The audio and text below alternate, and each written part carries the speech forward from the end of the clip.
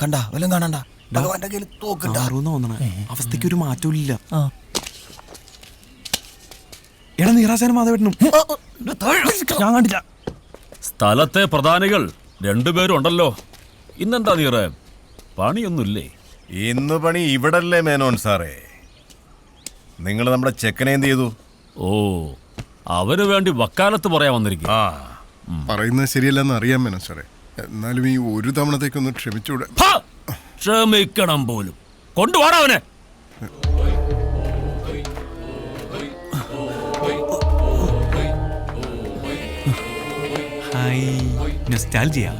നാട്ടുകാർ ഈ വക സമ്പ്രദായത്തിൽ ഒരു മാറ്റൂല അല്ലേ? ബോംബെയില് ഇങ്ങനെയൊക്കെ തന്നെ. ബോംബെ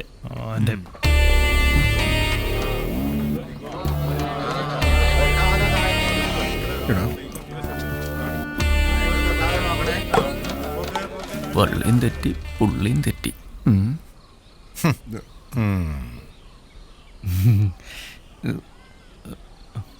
ഇവന്റെ കൂടെ കുറെ വിളഞ്ഞന്മാരും കൂടി ഉണ്ട്. എല്ലാറ്റിന്റെ നോക്കി വെച്ചിട്ടുണ്ട് ഞാൻ. നിങ്ങളേടാ?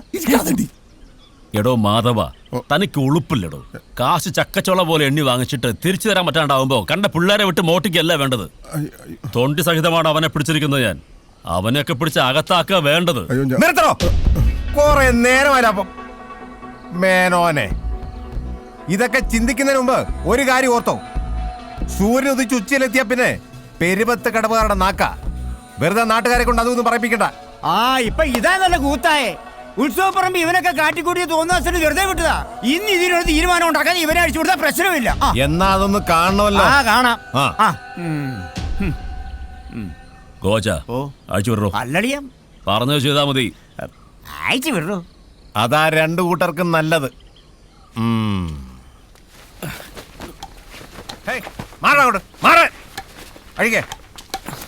ഇങ്ങോട്ടിറങ്ങാ. ഇവനെ പോലുള്ള മരംകേറുകളുടെ കൂട്ടുപിടിച്ച് ഇവിടെ കയറി നരങ്ങാനാണ് ഭാവമെങ്കിൽ തീർത്തു കളയും എല്ലാറ്റിനെയും. ഉത്സവം കഴിഞ്ഞാൽ ശ്രീദേവിയുടെ കല്യാണം. അതിനു മുമ്പ് ഈ പരിസരത്ത് കണ്ടുപോകരുത് ഒരുത്തനെ. മേനോനെ, ഇവന്റെ കൂടെ അവൾ ഇറങ്ങി വരാൻ തയ്യാറാണെങ്കിൽ ഈ പെരുവത്ത് കടവത്തെ മണ്ണിൽ അവരൊരുമിച്ച് ജീവിക്കും. വാടാവിനെയാ വെല്ലുവിളിയൊക്കെ കൊള്ളാം. അത് പിള്ളേരുടെ കാര്യം. പക്ഷെ മാധവ, നമ്മുടെ കാര്യം മറക്കണ്ട. 8ാം ഉത്സവത്തിന് ഇനി അധികം നാളില്ല.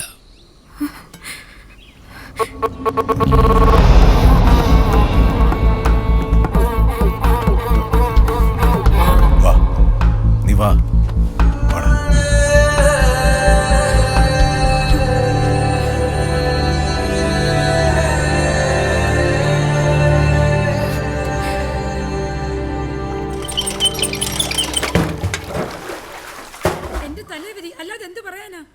ഒരു തുണിയില്ലാതെ 2 എണ്ണത്തിനെ വളർത്തി ഇത്രയും വരെ എത്തിച്ചു. ഇതിനി അറിയാൻ ആരും ബാക്കിയില്ല. പോത്ത് പോലെ വളർന്നിട്ടും ഈ വീട്ടിൽ 2 മനുഷ്യജീവികൾ ഉണ്ടെന്നുള്ള കാര്യം അവൻ ഓർത്തില്ല. അതെങ്ങനെയാ? മര്യാദയ്ക്ക് പണിക്ക് പോകാൻ പറഞ്ഞാൽ അവനോട്ട് പോകത്തുമില്ല. സിനിമയും പാട്ടും കൂത്തുമായിട്ട് നടന്ന ജീവിതം തോലിച്ചോ. എന്തെങ്കിലും ഒരു വീണ്ടും വിചാരം ഉണ്ടായിരുന്നെങ്കിൽ ഇങ്ങനെ ഒരു തോന്നിവാസം ചെയ്യുമായിരുന്നോ? നിന്റെ താഴെ ഒരെണ്ണം ഉണ്ടെന്നുള്ളത് പോലെ നീ ഒന്നും ഓർത്തില്ലല്ലോടാ. അതെങ്ങനെയാ?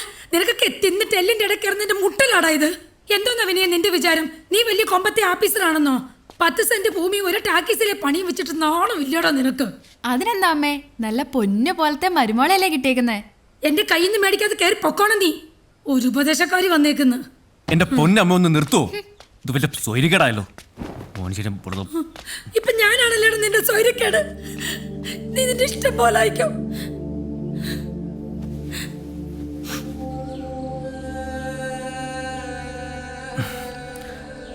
അല്ല നിറാശൻ, പണ്ട് വനജേച്ചിയായിട്ട് ഒളിച്ചോടിയപ്പം പേടി തോന്നിയില്ലേ? എടാ വിനയ, എടാ ഓരോ മരത്തിലേക്കും വലിഞ്ഞങ്ങ് കയറുമ്പോ ഉള്ളൊന്ന് പെടയ്ക്കും.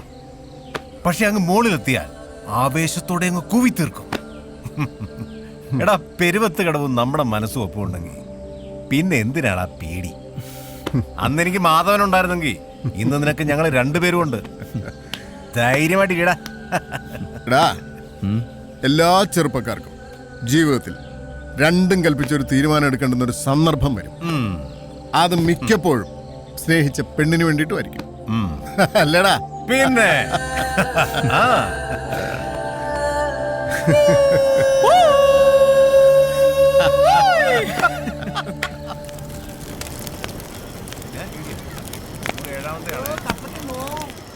നീ ശരിക്കും അറിഞ്ഞിട്ടുണ്ടോടാ? അടിയിലോ ചടിയിച്ചോ നീ കൂട്ടറാ. നീ കൂട്ട. മോനെ നീ അങ്ങ് പോ. എന്റെ മുഖത്ത് വെള്ളം നിൽക്കും. ആ അതാ സത്യം ഭാഷ വീട് കത്തിക്കുന്ന പോലെ ഉണ്ടല്ലോ. ഭയങ്കര മുഖത്തിന് മാണവാ വാടാ ഒന്ന് നടക്കുന്നോ? പിടിയടാ. എത്ര കാലമായി നീ കിടക്കുന്ന കണ്ടു. കഴിഞ്ഞോടി വേഗം ആവട്ടെ, അവിടെ തുടങ്ങാറായി.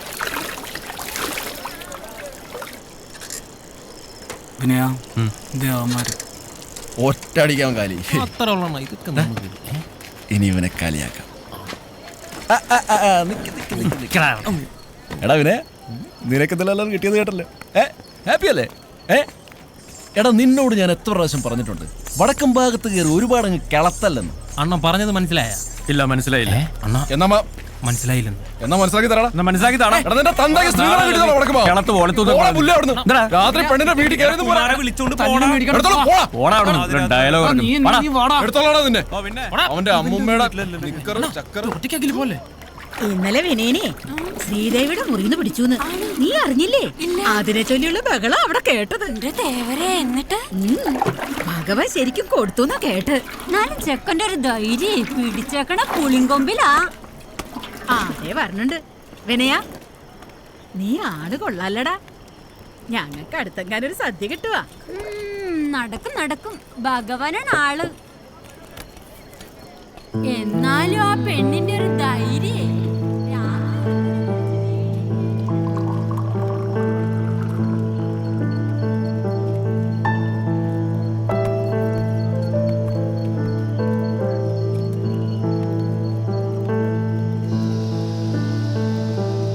എന്നോ കാതിൽ ചൊല്ലിയിലെ പൂവേ പോവാം ദൂരെ.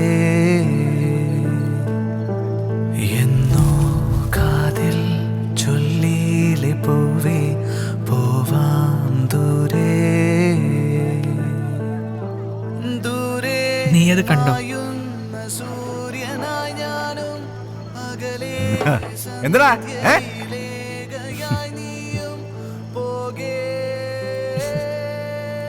വേർപ്പിന്റെ ഉപ്പുരസത്തിലും പ്രണയമുണ്ടടാ. പണവും പ്രതാപവും എല്ലാം പ്രശ്നമായിരുന്നു. പക്ഷെ ചങ്കൂറ്റത്തോടെ വിളിച്ചിറക്കിക്കൊണ്ടൊന്ന് പൊന്നുപോലെ എന്നെ നോക്കുന്നേ.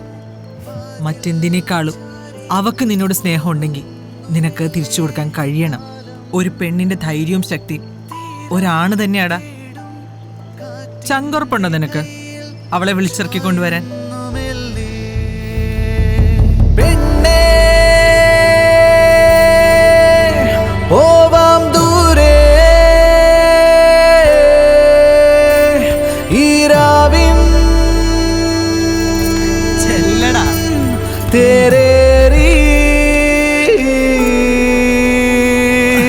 പെണ്ണേ പോവാം ദൂരെ.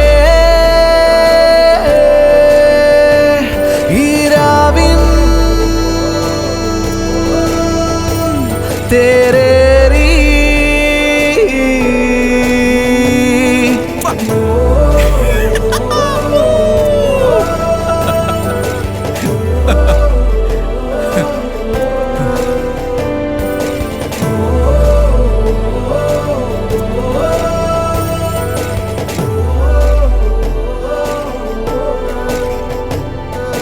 ദൂരെ മായുന്ന സൂര്യനായി ഞാനും അകലെ സന്ധ്യയിലേകയായി നീയും പോകേ.